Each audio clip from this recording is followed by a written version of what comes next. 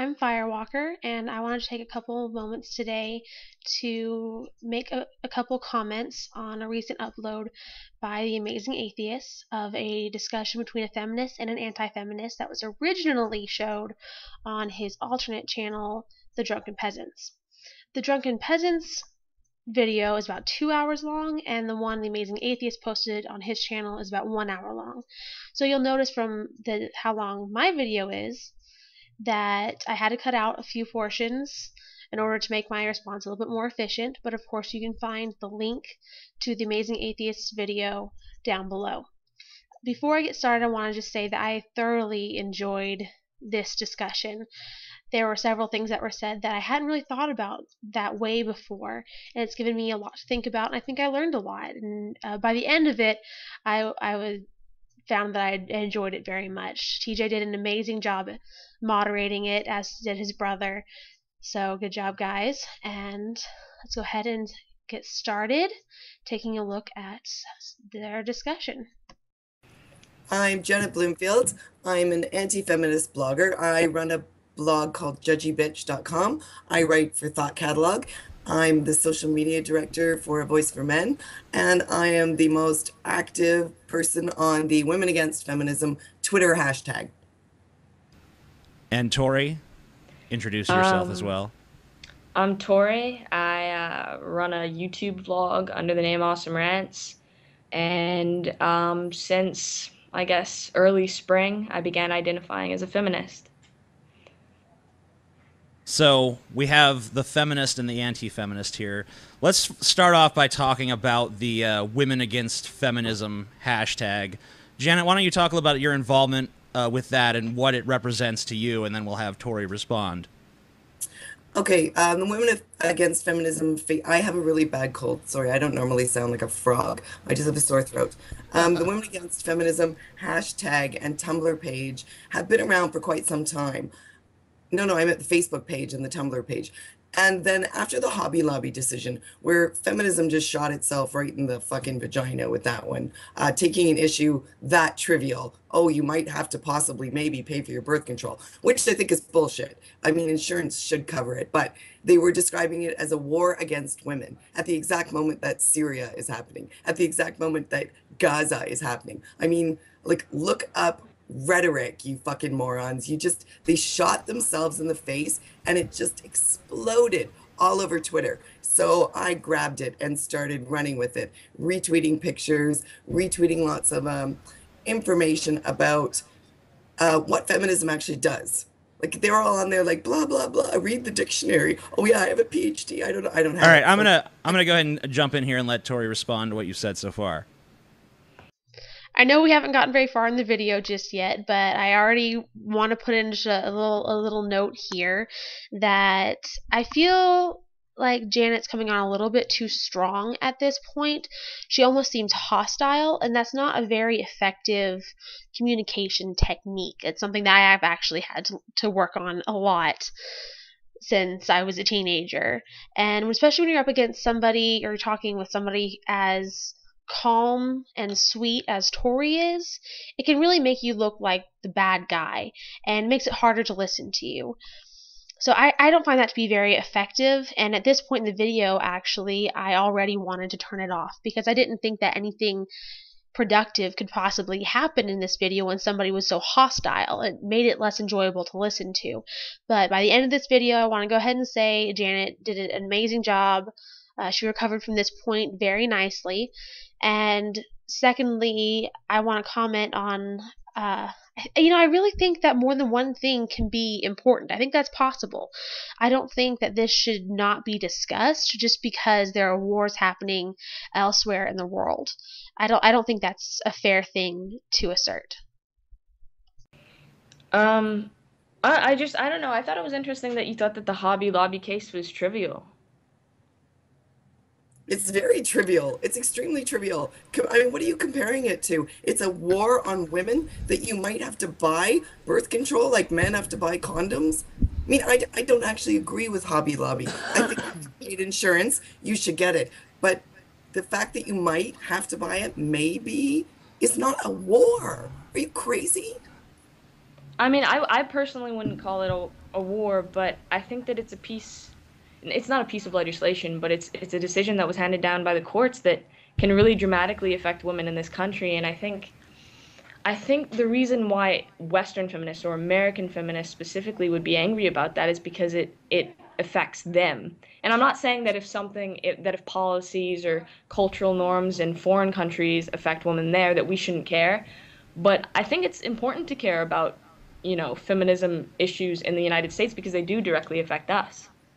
And the thing about the war thing is, like, in America, people declare war against everything. Like, everything's a war here. It's like the war on Christmas. The war on gluten. Right. I mean, so the war rhetoric, I mean, that's just part of the common American vernacular, in my opinion. But I'll let you two continue with what you were doing. I just wanted to interject that. Right, sure, but as soon as you attach it to a movement that behaves hysterically and that just acts like a bunch of nitwits, and then why don't you delve into that? Delve into some of the ways that you think feminism, the feminists act like nitwits. Okay, like literally opposing equality. They're all like, rah, rah, rah, we're all about equality. Shared parenting, fuck that. There's no equality there. We want child support. National Organization of Women actively, literally opposes equality. Sorry, you can't say I'm for equality, then literally oppose it and not have people call you an idiot. Yeah, I mean, I don't know. I personally, just if you are wondering, I do believe in equality of the genders, and all genders, men, women, and non-binary identifying people. This is another point where I feel like Janet reacts unprofessionally and somewhat hostile. I don't think that was a necessary reaction. But don't worry, I'm not going to be hating on Janet the entire time. Like, I promise. Like I said, she does recover from this point. And then from here on out, this is where I cut out the discussion on the definition of gender. I didn't feel like it actually furthered the discussion much. It's just bickering over definitions, over technicalities is all. Just to sort of clarify, I don't think that trans women and trans men constitute new genders, because a trans woman is a woman and a trans man is a man. But I don't know, like, I recently, I think within the last year, came across people who identified as gender fluid, or just didn't want to be referred to it as male or female and preferred they pronouns, and when they were dated, instead of being a boyfriend or a girlfriend, they were called a date friend. So do you think that those people, I mean, is your opinion on those people that they're sick, or? They're probably more likely assholes infected with some fucked up ideology about gender. And guess where that comes from? Where does all this fucked up ideology about gender come from? That's a legacy of feminism. Thanks, feminism. Wow, good job. So I have a question. It kind of pertains to this. I basically asked my audience for questions to ask you guys, and one of the most common questions I got is, if both, the MRAs and the feminists are claiming to strive for gender equality, then why can't there be some sort of coalition there? Why is there no, reaching across the aisle and working with the other side? I think people are really kind of puzzled by that. Like, okay, we both purport to want the same thing, but we're very unwilling to even discuss this with one another for the most part. That's funny you mentioned that, because just look at our American Congress. They purport to be all about the interest of the American people, but what are they doing? Nothing really. So what do you guys think about that? So I'll let Janet go first. What is that you're holding, Janet? It's funny Canadian money. That's what it's about. It's about money. Yeah. I think it's fair to say that the ideas of gender and everything has been fucked up all along. Not necessarily the fault of the feminists, actually. I really don't think that you can credit that to them. If you want to see fucked up gender issues, I would read the Old Testament, for that matter. So I feel like that's not a really a fair statement, and once again, just coming off as hostile. It's a pretty frequent problem at the beginning of this video. It's about money. It's really what it's about. Yeah. how much boot. money is being poured into domestic violence, which is, it's theoretically it's domestic violence against people. What's it called? The Domestic Violence Against People Act. Oh, wait, no, it's not. It's the Domestic Violence Against Women Act. And how much money goes into women's shelters? How much money goes into that advocacy? How much money goes into administering that? And it leaves out men who are half the victims of domestic violence. And I will add the caveat that women get hurt a lot more because, you know what? Don't punch men. It's really stupid. They're bigger than you. And if they hit you back, you're getting fucked up. But it comes down to me. Tori.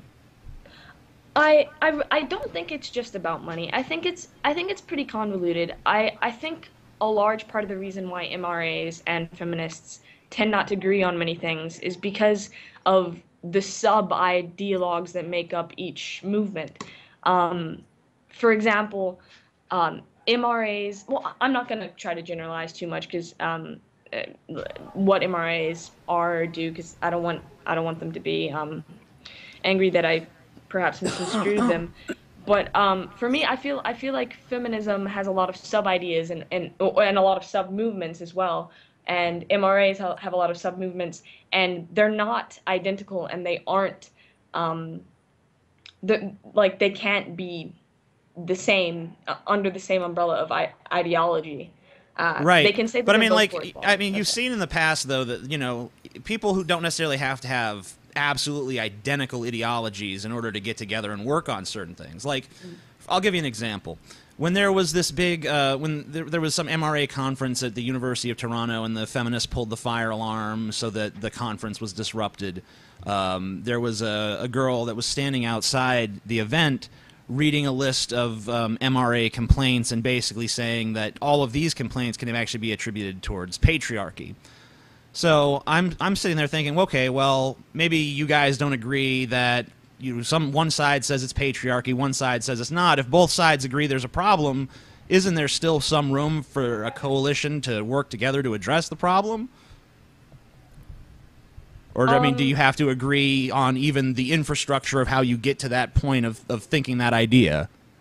Well, I think that the infrastructure of getting to those ideas actually has it causes a lot of pretty intense emotions from both sides of the movement that I think prevent people from talking calmly and collectedly and in a way that's actually conducive to progress. I think that a lot of feminists sort of hold their ideologies to themselves. And this is not I'm not trying to exempt myself from this judgment, but I think that a lot of feminists hold their ideologies to themselves as if it's who they are, and I think that some men's rights activists likely do the same thing. So when you are critiquing the opposing movement, it's almost as if you're critiquing people, or that's how it's perceived as, and I think that can lead to just a lot of yelling and not a lot of fruitful discussion. All right, Janet, what do you think about that? I think that if all feminists were as sensible and sane and intelligent as Tori, there wouldn't be a problem. The problem is that you've let the screechy, man-hating, mean girl bitches take over, and none of you more sensible, reasonable feminists have really stood up and said, listen, Jessica Valente, sit the fuck down. She posted a t-shirt of herself on vacation talking about bathing in male tears as a response to male suicide. Really? That's the image of media feminism right now. They are. I think Janet makes a really good point here about that piece of legislation specifically stating women as in regards to domestic violence, and it could have and probably should have been more broad. I don't know why exactly they chose to do it that way, except for to elicit an emotional response to help the bill pass. So I think that was a good point. At the same time, though, I don't think that you should put down the bill because it does accomplish a good thing. It's not perfect. It falls short. It doesn't include men, but it does accomplish a good thing. Instead of putting down the progress made, albeit imperfect, why not then try to add to it or amendments or just show that, hey, this is something that could make it better. I don't think you need to put it down. I don't think that's the most effective way to do that. And the last thing I wanted to say, I don't know, I have what I call a chihuahua complex. You know how they always pick fights with bigger dogs and they don't seem to realize that they're definitely going to lose? I have that. I don't seem to factor in size or anything like that before I pick a fight. But I don't know if that's the reason for this. I don't necessarily think the right thing to say is don't punch men because they're bigger than you. You'll get fucked up. How about don't punch men and don't expect them to not punch back?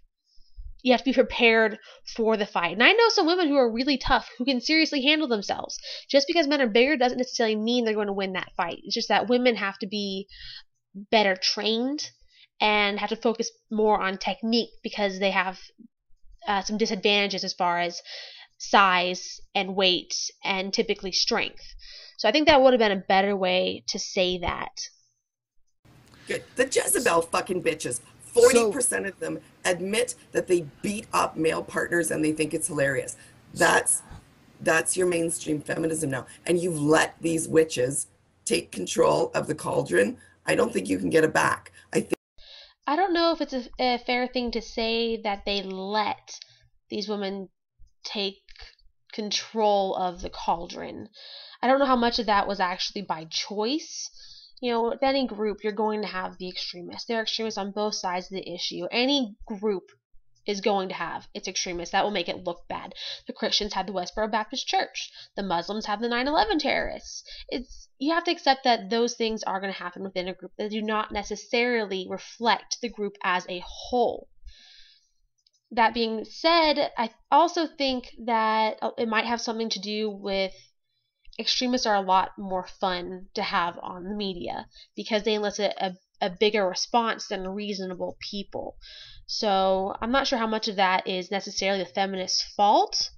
I could be wrong. It might be. It might actually be a more accurate reflection of the group as a whole than I think it is. But I think that it should be considered that it isn't. I think we got to move to egalitarianism now. We have to go towards humanism. I think Janet has a really great point here, that maybe it really is time to move on from feminism to something that's more in the middle. Maybe the time for feminism really has passed. It had its time where it was very important. Was it in the 20s or so? I think that was a very important thing to have back then because women were oppressed at the time. And they had to fight for the right to vote, and they had to fight for the right to be equals. But things have changed now, which is where I think we see a lot of problems between classic feminism and modern feminism. Classic feminism is more egalitarian. It's what you saw more in the olden days, I guess, where, hey, we can do this too. Modern feminism seems to have a tone more of feminine supremacy, which is not at all equal. It's the same problem as the patriarchy that was originally the problem, but the other side of it. So I think a lot of times when people mention feminism, they don't really define whether they mean modern or classic feminism. Either way, I think that time has passed. Egalitarian, if that's what they mean, should probably be the word used on both sides. And so I kind of question, though, to Janet, if you think that the term egalitarian should be used, then why are you anti-feminist? Why not call yourself egalitarian? Wouldn't that be the opposite enough of what you think modern feminism stands for? Do you both believe that feminism has changed, from its original definition? And if so, do you believe it's changed for the better or the worst? I can probably guess. Yeah. I think it's convoluted. I think that it was. I do think that it was more relevant historically, but I think that currently a large problem with modern pop feminism, I suppose I would like to call it, is that it's sort of reduced to these simplistic phrases and claims that are GIF-worthy, that you can reblog for the lols on Tumblr. And you'll hear things like, I think on your blog, Janet, you were criticizing something that that feminists tend to say, and that is, let's teach men not to rape. And I think that's really that really epitomizes a lot of the simplistic language that modern pop feminism uses. Because I know that if someone were to say that, I wouldn't think that they mean let's literally in schools teach men not to rape women. But I think that it's so easy to misconstrue because it's really simplistic, and again, it's GIF worthy. It's kind of almost for entertainment purposes. And for me, I think that's the main problem with modern pop feminism. That's how. But that's kind of the main problem with a lot of aspects of culture, is that everything is kind of reduced to, let's make it a soundbite. Let's make it something that, you know, everyone can digest easily. I mean, even I fall prey to that because, I mean, if you do entertainment, you notice that, you know, if you keep things simple, if you keep things bombastic, if you always make sure that there's a lot of drama, a lot of flair, you know, then people pay attention. It's you know, but you kind of have a trade-off there, because if you try to do it like, I'm going to do the nuanced, carefully laid out argument, you know, eventually people are like, man, that shit's boring. When are we going to see some sparks? When are we going to see the pyrotechnics? When are we going to see the fucking explosions? It's very simple. It's like, you know, what's that? Janet wants to say something, Okay. I can tell. And this is something that actually, it was a conversation with TJ that helped me change my mind, that you could have done soundbite campaign about rape, as long as you acknowledge that it's not just men who need to know what consent is. Women need to know too. That you could have done this campaign. Right. I mean, that was my criticism. It's like, you know, why is it teach men not to rape? Why isn't it just teach everyone what consent is? Yes, you know, I mean, wouldn't that be more fair? Doesn't that, you know, not necessarily? I mean, if we did that with any other group of people, it would be like, you know, we need to teach black people not to steal. I mean, you know, I mean, like if it was phrased like that, everyone would be like, oh, fuck that shit. You're making some preconceived judgments there. But if you do it with men, then it's like, oh, that's okay. Well, everyone knows that men are the rapists. Tori brings up an excellent point here. I'm really glad that she said what she did. I think the whole soundbite era causes a lot of problems between any groups that have decided to be opposite and contrary to each other, to oversimplify things and to make things into sound bites that sound catchy. It just creates a lot of bickering, I think. But the particular phrase mentioned, let's teach men not to rape, I don't think that is for the entertainment value. It may not be relevant today, but I think it's important to look at where it came from. It wasn't originally a message in and of itself. It was a response to an era of victim blaming, where if a woman was raped, people thought it was her fault. And it made it difficult for people to come forward about rape. It made it difficult to prosecute rape. And basically, juries wouldn't declare a guilty verdict unless there was explicit evidence of a struggle. She had to be beat the shit out of in order for them to believe it was rape. But at the same time, police were telling women, don't fight, don't struggle, because you'll get yourself killed. So on the one hand, if they struggle, they could die, but at least, hey, they could prosecute. Or they could not struggle and live, but then they can't prosecute. There was a conflict of standards there that caused a lot of issues in the legal system and caused a lot of issues for women. So this was in response to people saying, hey, you should learn not to get raped. You should learn how to protect yourself better, how to not be in those situations. You should learn about the red flags and why didn't you notice this first? Why didn't you do this? Why didn't you do that? They said, hey, you can't say it's all our fault. There's still a perpetrator involved here. Yes, there can be stuff that we can do to help protect ourselves, but you shouldn't forget about the people who raped us. It's a response to. It's a response. That is extremely important to remember about this. It wasn't meant to be a message in and of itself like it tends to be used today. So I think the sooner both parties can agree that in the case of rape, there are two sides to it, two people at least who could have done things to prevent it, the sooner I think both parties can move on. And I think that everybody needs to acknowledge where this phrase came from, its history, and understand where it's been before they pass judgment on what it is. I think it has a large part. I think the reason why a lot of feminist sayings and maxims are phrased like that is because of the model of a society that they work under, the framework of a society that they've sort of constructed in order to understand cultural and gender norms. So feminists tend to believe that the reason why there is so much sexual violence against women by men is because of certain cultural and sexual norms that enable that sort of abuse. So when they say teach men not to rape, what they're really saying is that we need to stop contributing through language and social customs and gender norms. You're talking about rape culture, right? I mean, people call it that. I think that's sort of like an inflammatory term, and I just don't think it properly encapsulates the phenomena that does enable sexual abuse in our culture. But I guess you could call it that, yeah. So Men and women are equally likely to be victims and perpetrators. The National Intimate Partner Violence Survey from the Center for Disease Control. The numbers of men and women who experienced what constitutes rape are virtually identical. There's less than 1/5 of a percentage point difference between them, and yet we still don't see women being identified as rapists. It's like that. Right. Feminists try. I say feminists as if I'm talking about them in third person, but I do subscribe to this idea that in our culture, men are sort of.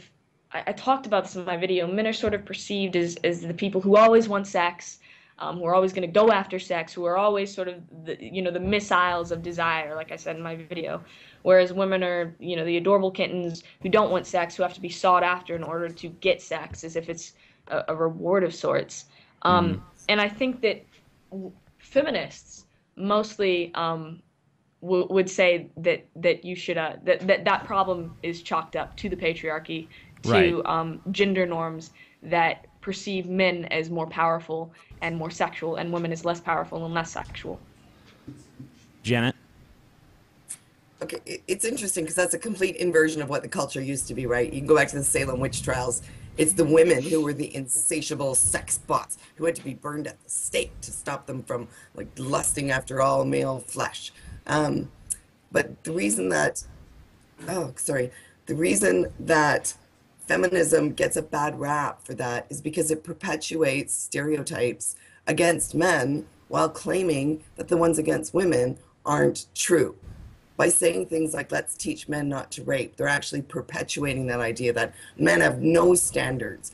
Any disease-ridden, used up vagina that presents itself, they're just on that because men have no standards whatsoever. And that there's something inherent in manliness that really enjoys rape. And it's so wrong. And yet at the same time, they're perpetuating this like, oh, I didn't really consent and I was in bed and I'm a little kitten and he should have known how I feel and I want enthusiasm. Oh, please get my consent every step of the way. How about you act like a fucking grown up? How about you be an adult? How about everybody acts like adults, including women?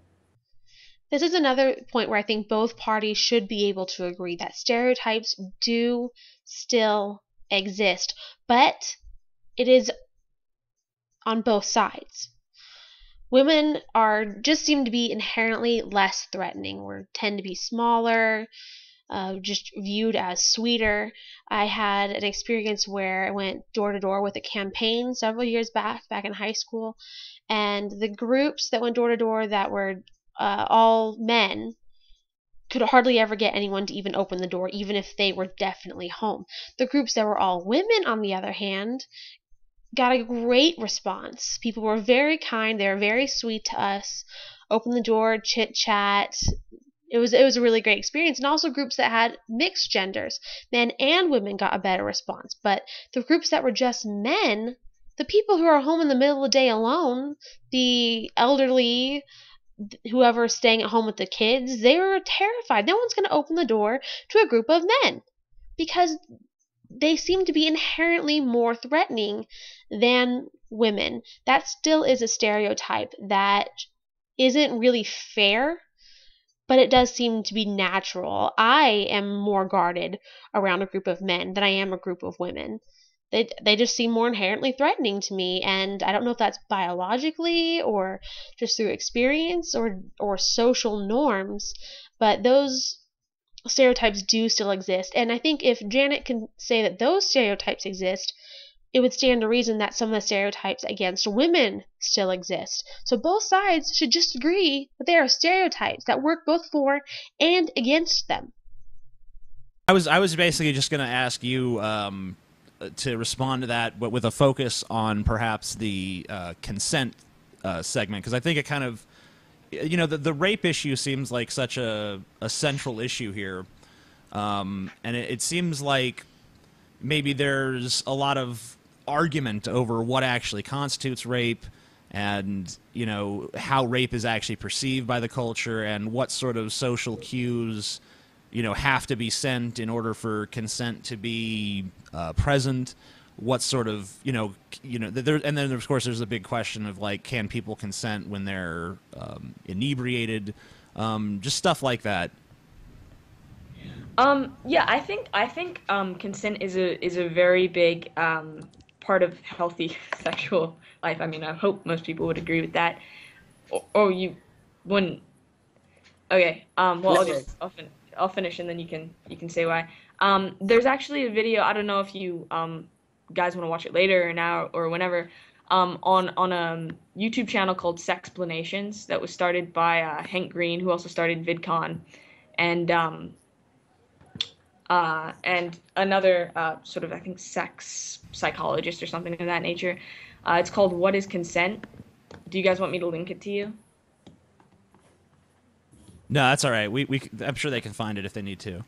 Okay. Well, basically, it sort of talks about how consent should be a verbal, explicit yes, and not just the absence of a no.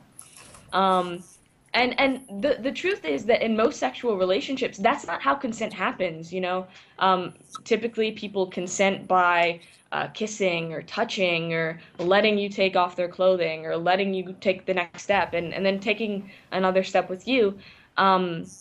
What I don't like about that, like, can I just interrupt? I'm sorry. Yeah, what I don't like about what you're saying right now is that it discounts the fact that there is such a thing as body language, that 60% of all communication is nonverbal.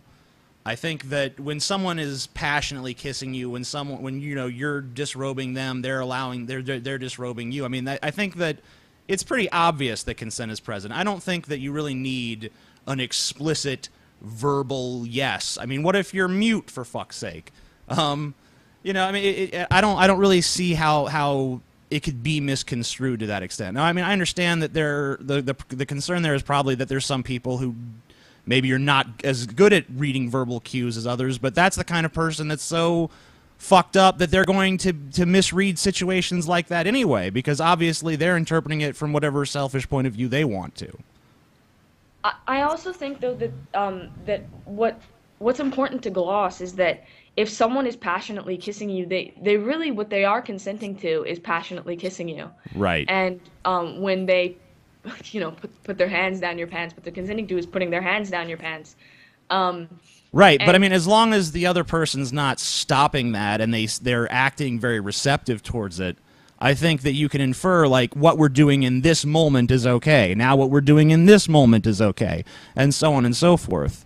I mean, it's like if I invite you to dinner at my house, and then I put the plate on the table, and I encourage you to sit down, I pour you some wine, and I put the food on the plate. I haven't actually consented to feed you, so get the fuck out. No, but Right here, perhaps a distinction between reciprocity and body language might be able to help the discussion.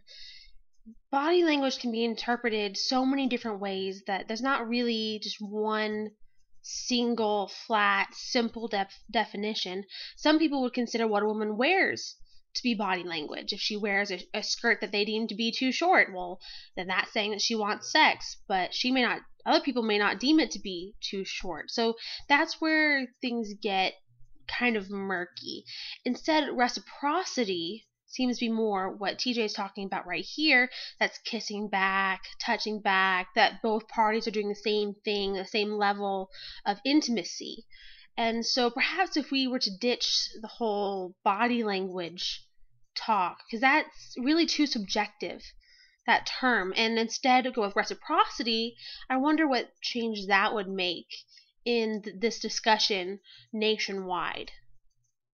I see. I think that's very What? different because so if I I'm not going to use myself as an example. If a person says let's have sex tonight. If a person says let's have sex tonight, yeah, that's like I would say that that's pretty equivalent to what you were saying. But if a person says let's hang out tonight, and then you're in their bedroom and you're doing stuff, I think what's much more important in a healthy sexual relationship is to make sure that you know for sure what your partner wants and needs. I think that's much more important than making sure that you get what you want and need. No, I say the opposite. The most important thing is for you to know what you want. And when it crosses the line, communicate that. You are the adult.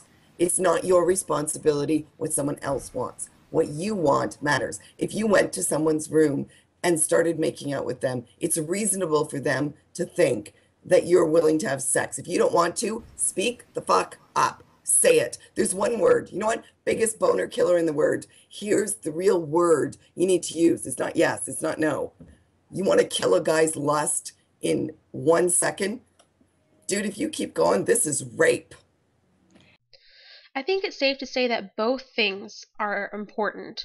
That you know what you want, and that you and your partner have a discussion and decide what you both want and what will be good for you both, how far you're both willing to go. Knowing what you want ahead of time, deciding ahead of time how far you're willing to go, will help you stick to that when you're in the heat of things. It's hard to think logically, so much happening, so much running through your mind. But if you decide ahead of time, it makes it a lot easier to just fall back on that. But it's healthy for a relationship for people to discuss what they want ahead of time. That's what my now fiance and I did. He knew that I wanted to wait until after marriage, and that was something that we could discuss together. And so any step we took towards intimacy, we were able to discuss that. And he was sensitive to my needs and my comfort level, and so it was easy for me, if ever I thought things were going too far, to signal him, that's as far as I want to go, and he was okay with that. And part of that is because we talked about it ahead of time, and he was sensitive to my needs, and he was paying a lot of attention to me. It's good for a relationship to talk about this ahead of time. It can really help you both from things getting out of hand, because it's hard to think when you're getting into it. So I don't know why both parties can't just agree that both things are important and both things are good for a relationship. I think ultimately what we're saying is that I think that it's everyone's responsibility to make sure that they are protected. It's not other people's responsibility to make sure that someone else is okay. It's a good idea. It's a good policy. That's how you should be. But should that be required? I don't necessarily know that it should be, because if you're being intimate with someone and they're giving you all the signals that they're reciprocating it, I don't think that if they're actually internally uncomfortable and somehow just concealing it completely, I think that it is their responsibility to say, no, I'm not comfortable with this, let's stop. And if it proceeds any further than that, then yeah, that's rape, that's sexual assault, that should be taken very seriously. But if the other person doesn't vocalize because, they're so emotionally fragile or whatever, if they're so emotionally fragile that they can't handle that situation, they shouldn't fucking be in that situation. And it's not our prerogative to try to protect every single person from any sort of potential advantage being taken from them or being victimized in any way. That's not how any aspect of our society works. Make much progress on this issue in terms of coming to some sort of consensus, but I really do strongly disagree. I think that healthy romantic relationships, whether they're short-term or hookups or long-term monogamous marriages, I think that I think that consent should always involve, and sex should always involve and express typically verbal yes. Would it be a good idea to know yourself well enough to know exactly what you want and exactly how far you want to go? Yes. Would it be a great thing if you are confident enough to be able to speak up for yourself all the time? Yes, that would be wonderful. Is that always plausible? No. Is that always possible? No. Does that always happen? No. It's not really a fair thing to say if you're too emotionally fragile to handle a situation, don't get into it. A lot of times it's the emotionally fragile people that are looking for relationships. They think that will complete them or give them some sort of identity. There are so many people in serial bad relationships. It's not practical to expect people to make good, logical decisions, unfortunately. People come from bad homes, bad experiences. You can't tell somebody that if they're too emotionally fragile for this and they shouldn't be in a relationship headed that way. You know, that's too much to ask, really. And it's not a prerogative to protect everybody. Can't it be? Can't we at least try? And I think it should be our prerogative to protect the person that we're with, potentially in a relationship. Wouldn't it be a good idea to care about them and want to protect them? You know, when my fiance and I were having this discussion, I made a decision. He said, you know what, not right now. I don't want you to make this decision just in the heat of a moment. I said, I've been thinking about it for 2 weeks. He said, I'm just going to wait a little while longer. And it took like 4 more times before he finally believed me that I actually really did want the decision that I made. Another 2 weeks because he really wanted me to be sure. And that said so much to me about the fact that he cared about me and he didn't want me to make a decision that I regret, that he loved me and really did, and now we're engaged. So I don't see why that can be construed as a bad thing. I think the more sure you are, the better. Does it really hurt to get someone's consent? Verbal consent? Explicit consent? No. Can it be a little bit of a hassle? A little bit more of an annoyance? Probably. But don't you think it'd be worth it if you actually care about the person? Of course, this is presuming that you're being intimate with somebody that you're in a relationship with, that's going somewhere moving forward. That's not always the case. I think that some of these situations could be avoided by only being intimate with people that you have a future with, that's a serious relationship, or a relationship at least, versus just hooking up. I think that's smarter for a multitude of different reasons. I don't think that that's what's going to happen. I don't think that's really practical to ask of people. But saying if you're too fragile to be in this, don't do it. That's not fair. It's not practical. That's just too much. I get Janet back in on this. Okay. She hasn't had a little... Basically what Tori is saying is that I've been married 14 years. Consent is assumed in my house. What you're saying is that when I wake my husband up with a blowjob, I've actually raped him. He has a different opinion on that, and it's not rape. Consent is assumed. You can assume that it's absolutely okay to crawl into bed with me with an awkward boner and wake me up with it, because unless I tell you no, which I will, but only if, like, I don't know, I'm sick or something, because I'm totally down with that. Consent is assumed. It's assumed. If I don't want to have sex with my partner, I will say so. Well, here. And so what we've skipped over here is Tori explaining how she thinks that you should have explicit consent basically every step of the way. That's something that's very important to her. And then we have Janet disagreeing, where consent is implied in her house. Obviously, she's married.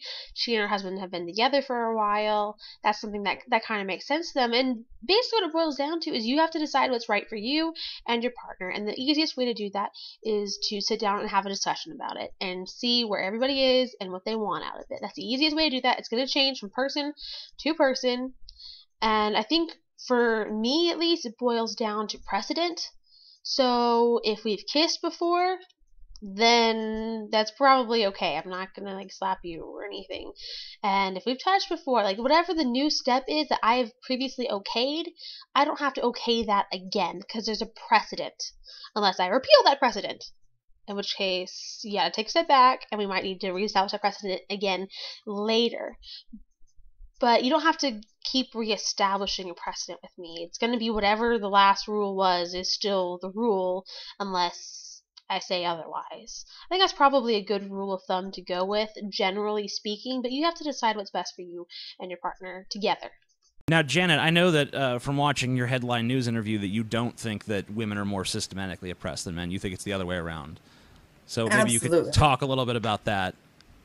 Sure. The vast majority of the homeless are men.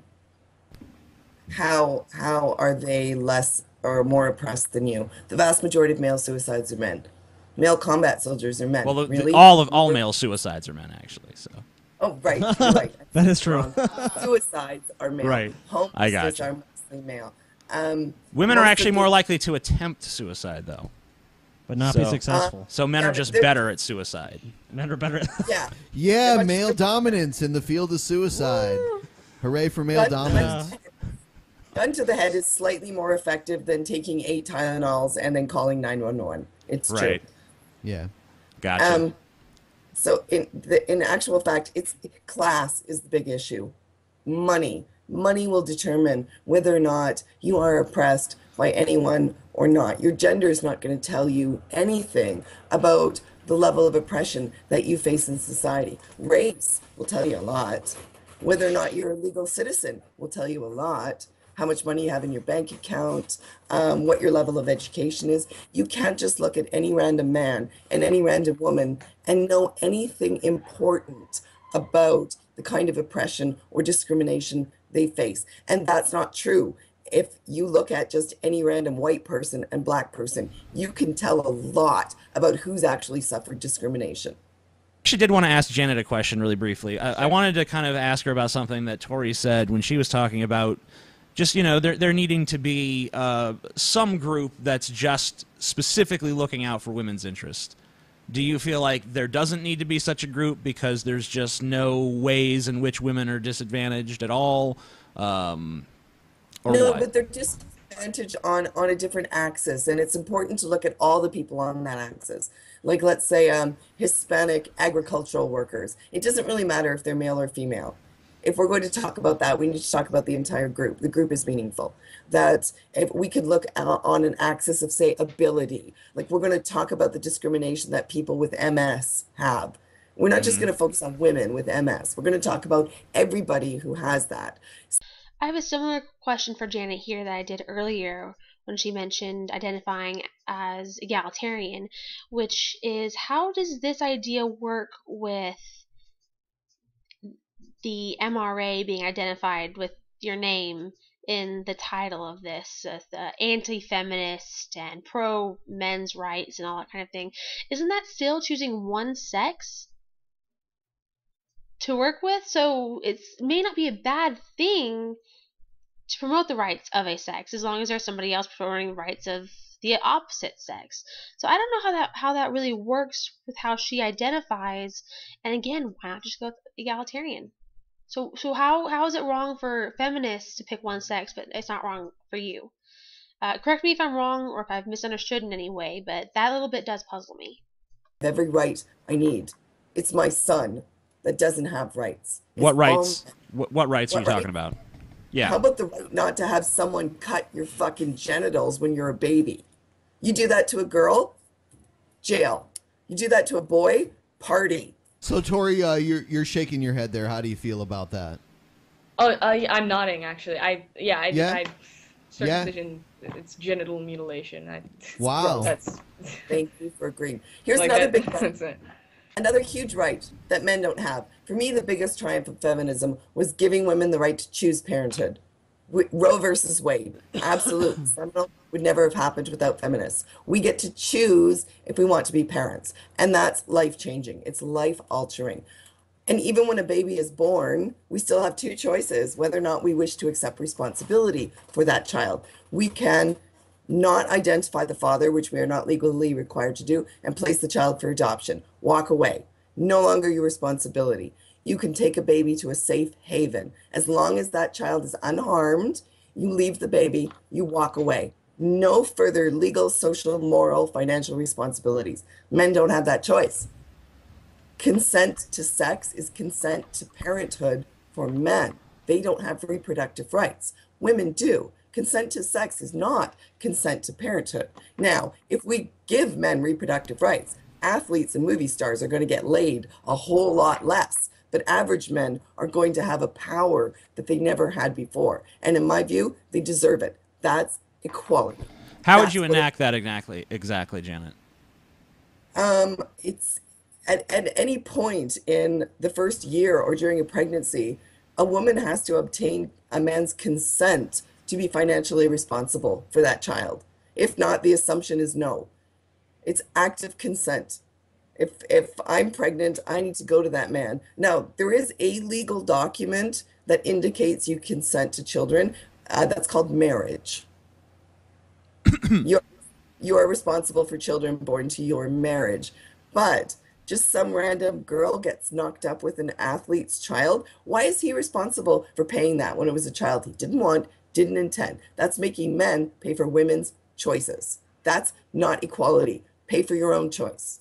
Tori, you give me faith that there actually are some really, kind, thoughtful, intelligent feminists. I work mostly on Twitter. Work mostly online, and these women are just like absolutely disgusting harpies, man-hating embarrassments for humanity. And yet, sitting here face to face with you, I think that you're a really smart woman. I think you're thoughtful. I think you're clever. I think you're informed. You're honest. You're not afraid to be a little bit self-critical. But you're not the main feminist in the media, and the media controls everything. And unless you and your sisters are going to stand up to the screeching harpies, there's no hope for feminism. There's none. It's gone. It's done. And maybe that's a good thing. It's time for humanism, for egalitarianism, for intersectionality, true intersectionality. But I have to say, I like you very much. And thank you for talking to me. Tori. Thank you too. Still identify as a feminist. Sure. I do think that there are I think that there are underlying cultural customs and norms that do systematically oppress women. Such at the as, same maybe you time, could delve into that for a second. I do think that our culture pretty routinely sexualizes women, objectifies them, if we want to use that term. I don't think that women, in terms of like a cultural sense, I don't think that they have equal employment options all the time. A lot of studies have shown that you put the same resume with a male sounding name and a female sounding name at a person's desk, they're more likely to call back the male. I think that those problems do exist. At the same time, I think that gender politics is convoluted, and that people on either end and in the middle suffer from gender norms. But I really did enjoy having this conversation. I think it's always interesting to talk to people with different perspectives. And thanks for you guys' time. Shannon brought up a really interesting idea here that I'd never heard of or thought about before. And I think it's really interesting. I would like to see how that would play out. I think that's it has a really a lot of potential as an idea that I think I could support it were it to move forward. That does sound a lot more fair as far as how things are legally right now.